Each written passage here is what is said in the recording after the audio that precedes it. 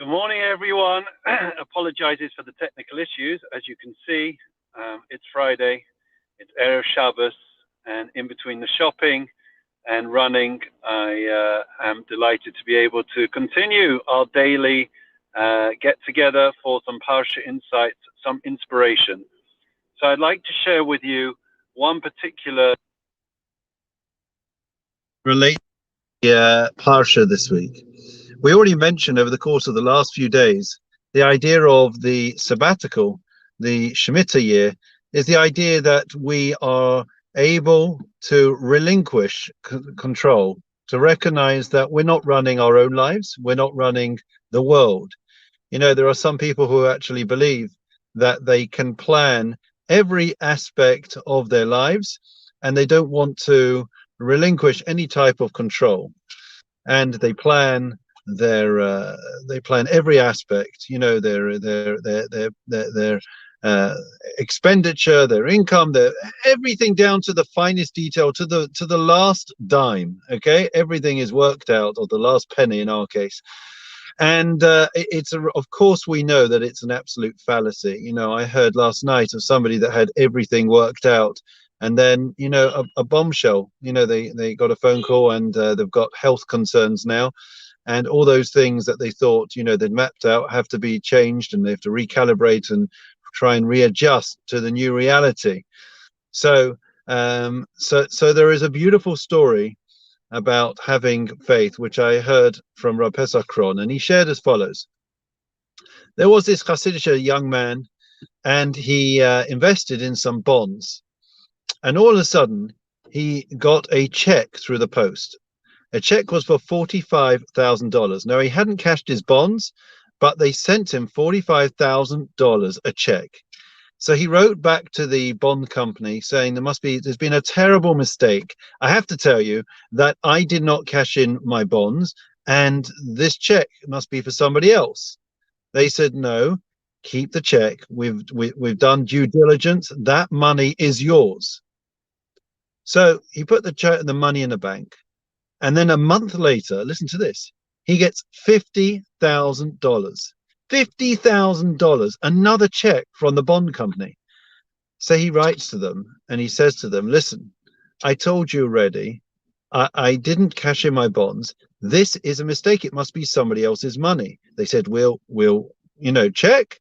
So they did all the checks and measures, and they went through all the processes, and they came back and they wrote to him and they said, we can confirm that there is not a question. That money belongs to you. We checked your name, we checked your details. $95,000. He now has $95,000 sitting in his account. He's asked twice, and on each occasion they have confirmed that that money belongs to him.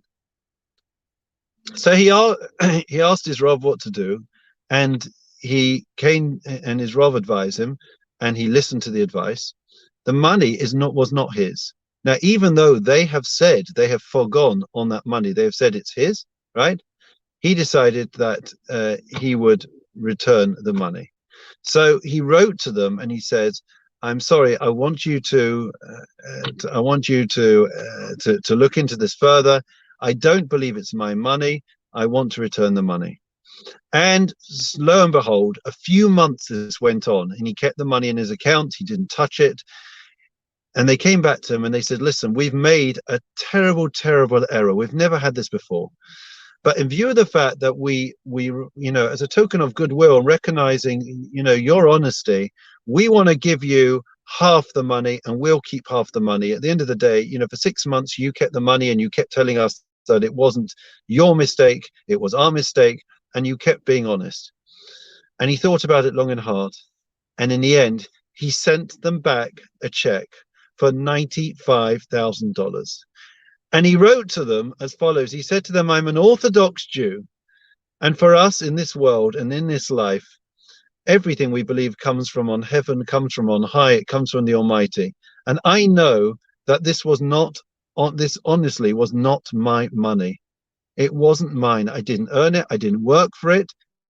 It's a mistake. You now know that it is a mistake, and therefore it's only right that this money should be returned.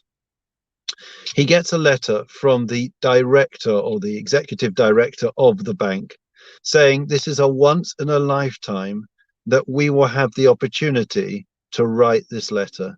And they said, we have never, and we don't think we will ever be able to write to anybody to thank them for having the degree of honesty and integrity that you have demonstrated in the way that you conducted your life.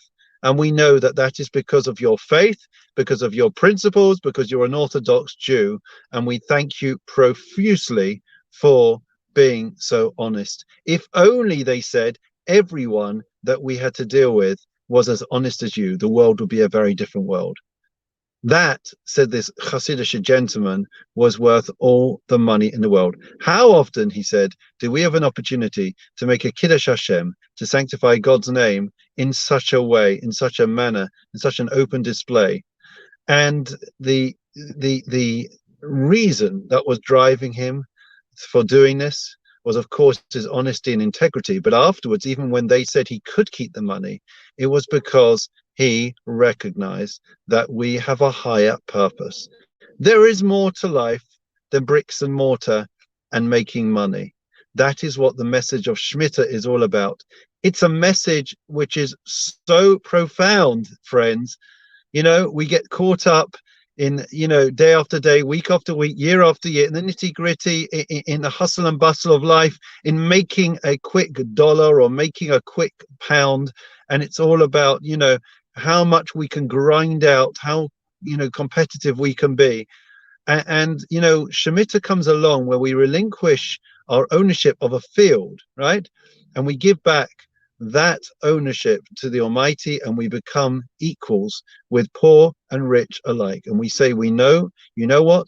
We recognize ultimately it's not ours. Nothing in this world can we take with. We're all familiar with the case of the Rothschild. I think it was Baron de Rothschild, and he left in his will 2 envelopes. And in the first envelope, they opened it up when he died, and he discovered, lo and behold, and that it was a letter asking for him to be buried in his socks. They went, the family, to the Chevra Kadisha. The children went, and the Chevra Kadisha looked into it, and they said, I'm very sorry, we don't make any exceptions. No one is allowed to be buried with anything but tachrichim, but shrouds and a talus, nothing else. And they begged him, they said, you know, this is our father, the Baron de Rothschild, who gave millions away in his lifetime. How can you not allow him to be buried with his one last request of socks? And they said, I'm sorry, the halacha is the halacha, the rules are the rules. This is it. Everyone is treated the same.